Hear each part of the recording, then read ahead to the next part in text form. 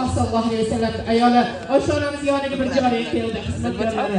Ey Oysha onamiz, men bugun qora toshni ushladim deb xursand bo'lib keldi. Nima deb javob berdi Rasulullohning ayollari? Allah azza va jalla ajridan sizni mahrum qilsin. Erkaklar bor joyga bordingizmi? Erkaklarning ichiga tiqildingizmi deb sizlarga savol beriladigan bo'lsa, Ka'batullohda Allohga uyini oldida qaysi erkak nomahram ayolga qarashligiga jur'at qiladi?